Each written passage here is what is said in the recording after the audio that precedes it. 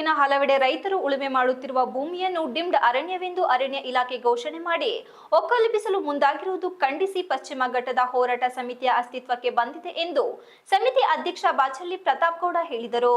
ತಾಲೂಕಿನ ಒಕ್ಕಲಿಗರ ಸಂಘದ ಕಚೇರಿಯಲ್ಲಿ ಗುರುವಾರ ನಡೆದ ಸಭೆಯ ನಂತರ ಸುದ್ದಿಗಾರರೊಂದಿಗೆ ಮಾತನಾಡಿದ ಅವರು, ಸುಪ್ರೀಂ ಕೋರ್ಟ್ ನೀಡಿರುವ ಆದೇಶ ರಾಜ್ಯ ಸರ್ಕಾರ ಅನುಷ್ಠಾನಗೊಳಿಸಲು ಮುಂದಾಗಿದೆ.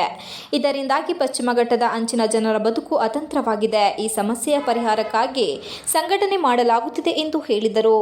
ಸುಪ್ರೀಂ ಕೋರ್ಟ್ ತೀರ್ಪಿನಿಂದ ಬೆಳೆಗಾರರು, ಮುಖ್ಯವಾಗಿ ಸಣ್ಣ ಬೆಳೆಗಾರರಿಗೆ ಬಹಳ ಸಂಕಷ್ಟವಾಗುತ್ತದೆ. ತಾಲೂಕಿನ ಕಾಡಿನ ಅಂಚಿನಲ್ಲಿ ಇರುವಂತಹ 13 ಹಳ್ಳಿಗಳ ಜನರಿಗೆ ತೊಂದರೆಯಾಗುತ್ತಿದೆ. ಸರ್ಕಾರದ ಗಮನವನ್ನು ಸೆಳೆಯುವ ಉದ್ದೇಶದಿಂದ ಕೊಡಗು, ಹಾಸನ, ಚಿಕ್ಕಮಗಳೂರು ಜಿಲ್ಲೆಯ ರೈತಾಪಿ ಜನರು ಸಂಘಟಿತವಾಗುತ್ತಿದ್ದೇವೆ ಎಂದು ಹೇಳಿದರು. ಈ ಸಭೆಗೆ ಖ್ಯಾತ ಹೈಕೋರ್ಟ್ ನ್ಯಾಯವಾದಿಗಳು, ಮೂಡಿಗೆರೆ, ಕೊಡಗು ಜಿಲ್ಲೆಯ ರೈತ ಹೋರಾಟಗಾರರು ಪಾಲ್ಗೊಂಡಿದ್ದಾರೆ. ರೈತರು, ಕಾಫಿ ಬೆಳೆಗಾರರು, ಸಾರ್ವಜನಿಕರು ಆಗಮಿಸಿ ಸಲಹೆ ಸಹಕಾರ ನೀಡಿದ್ದಾರೆ ಎಂದು ಹೇಳಿದರು. ಮಾಜಿ ಶಾಸಕ ಎಚ್. ವಿಶ್ವನಾಥ್ ಮಾತನಾಡಿ, ಸರ್ಕಾರ ಒಕ್ಕಲೆಬ್ಬಿಸಲು ಮುಂದಾದರೆ ರೈತರು ಬಹಳ ಸಂಕಷ್ಟವನ್ನು ಎದುರಿಸಬೇಕಾಗುತ್ತದೆ ಎಂದು ಹೇಳಿದರು. ಪಶ್ಚಿಮ ಘಟ್ಟದ ಮೂಲ ನಿವಾಸಿಗಳನ್ನು ಡಿಮ್ಡ್ ಫಾರೆಸ್ಟ್ ಸೆಕ್ಷನ್ 4 ಹೆಸರಿನಲ್ಲಿ ಒಕ್ಕಲೆಬ್ಬಿಸುವ ತಂತ್ರ ನಡೆಯುತ್ತಿದೆ. ಅತಿವೃಷ್ಟಿಯಿಂದ ಹಾನಿಯಾಗಿದೆ. ಮಾನವ ಮತ್ತು ಕಾಡು ಪ್ರಾಣಿಗಳ ಸಂಘರ್ಷ ಸಮಸ್ಯೆ ದಿನೇ ದಿನ ಜಟಿಲವಾಗುತ್ತಿದೆ. ಸರ್ಕಾರಕ್ಕೆ ಸ್ವಯಂ ಪ್ರೇರಿತರಾಗಿ ಭೂಮಿ ಮಾರಲು ಪಶ್ಚಿಮ ಘಟ್ಟದ ಅಂಚಿನ ಪ್ರದೇಶದ ರೈತರು ಮಾರುಕಟ್ಟೆ ಬೆಲೆಯಲ್ಲಿ ಭೂಮಿ ಮಾರಾಟ ಮಾಡಲು ಮುಂದಾಗಿದ್ದಾರೆ. ಇದನ್ನು ಸರ್ಕಾರ ಖರೀದಿ ಮಾಡಬೇಕು, ಅರಣ್ಯಕ್ಕೆ ಸೇರಿಸಿಕೊಳ್ಳಬೇಕು ಎಂದು ಹೇಳಿದರು. ನಮ್ಮ ಹೋರಾಟ ಯಾವುದೇ ಸರ್ಕಾರಗಳ ವಿರುದ್ಧ ಅಲ್ಲ, ನಮ್ಮ ಜನರ ಬದುಕಿನ ಪರವಾಗಿದೆ. ಇದರ ಕಾರ್ಯವ್ಯಾಪ್ತಿ ಪಶ್ಚಿಮ ಘಟ್ಟವಾಗಿದೆ ಎಂದು ಹೇಳಿದರು. ಈ ಸಭೆಯಲ್ಲಿ ರೈತ ಹೋರಾಟಗಾರ ಮಂಜಯ್ಯ, ಹೋರಾಟಗಾರ್ತಿ ಆಶಾ, ಕೊಡಗಿನ ಭರತ್, ಮೂಡಿಗೆರೆಯ ದಿನೇಶ್ ಸೇರಿದಂತೆ ವಿವಿಧ ಪ್ರದೇಶದ 16 ಹೋರಾಟಗಾರರು, ಮಾಜಿ ಶಾಸಕ BR ಗುರುದೇವ್ ಹಾಗೂ ಇತರರು ಇದ್ದರು. MB Umesh, TV46 Malenadu news, Sakleshpur. ಒಂದು ಮುಖ್ಯಮಂತ್ರಿ ಇಡೀ ಮಂತ್ರಿ ಮಂಡಲ ಬರುತ್ತೆ. ನೀವೆಲ್ಲ ಇವತ್ತು ಕೂತ್ಕೊಂಡು ಒಂದು ತಯಾರಿ ನಡೆಸಿ ನಿಮ್ಮ ಅನುಭವದಲ್ಲಿ ಈಗ ಕಳಸ, ಬಾಳೂರು ಕಾಫಿ ಬೆಳೆಗಾರರ ಸಂಘ, ಬೆಳೆಗಾರರ ಒಕ್ಕೂಟ, ಹೋರಾಟ ಸಮಿತಿಯಲ್ಲಿ ಒಂದು ಡ್ರಾಫ್ಟ್ ಮಾಡಿ ನಾಳೆ ದಿವಸ ಮುಖ್ಯಮಂತ್ರಿಗಳ ಹತ್ರ ಒಂದು ಸಮಯ ಕೇಳೋಣ. ನಾನು ಈಗ ಇಲ್ಲಿ ಮುಗಿಸ್ಕೊಂಡನು ನಾನು ಉಪಮುಖ್ಯಮಂತ್ರಿ ಹತ್ರ ಹೋಗ್ತಾ ಇದ್ದೀನಿ, ಬಂದಿದ್ದಾರೆ DCM ಅವರು.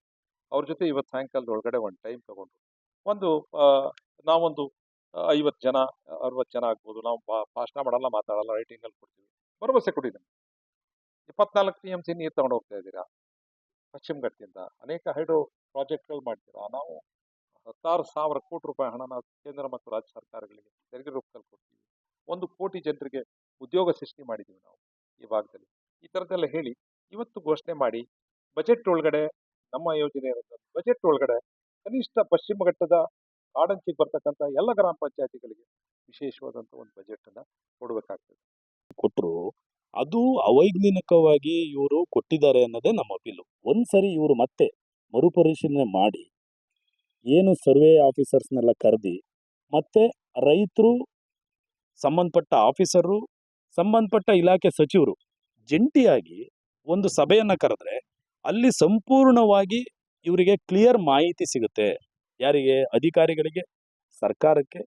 ಈ ಮಾಹಿತಿ ತಗೊಂಡು ಸಚಿವರು ಮತ್ತು ಸರ್ಕಾರದ ವತಿಯಿಂದ ಸುಪ್ರೀಂ ಕೋರ್ಟ್ಗೆ ಅಪೀಲ್ ಹೋದರೆ ಇವತ್ತೇನು ನಾವು 3 ಡಿಸ್ಟ್ರಿಕ್ಟ್ನವರು ಬಡ ರೈತರುಗಳು 3 ಎಕರೆ 4 ಎಕರೆ ಇಟ್ಕೊಂಡು ನಾವು ಜೀವನ ಸಾಗಿಸ್ತಾ ಇರೋದು, ಆ ಒಂದು ನೋವು ನಿಮಗೆ ಮತ್ತೆ ಆ ಪರಿಸ್ಥಿತಿನ ನಿಮಗೆ ಅರ್ಥ ಮಾಡಿಸಿದಾಗ ನೀವು ಅದನ್ನ ಸರ್ಕಾರಕ್ಕೆ ಮತ್ತೆ ಸುಪ್ರೀಂ ಕೋರ್ಟ್ಗೆ ಅಪೀಲ್ ಹೋದ್ರೆ ಈ ಒಂದು ಏನು ಸಮಸ್ಯೆ ಆಗಿದೆ ಮಲೆನಾಡಿಗರಿಗೆ, ಇದಕ್ಕೆ ಒಂದು ಪರಿಹಾರ ಸಿಗುತ್ತೆ ಅನ್ನೋದು ನಮ್ಮ ಒಂದು ಇವತ್ತಿನ ಹೋರಾಟದ ಸಭೆಯ ಉದ್ದೇಶ.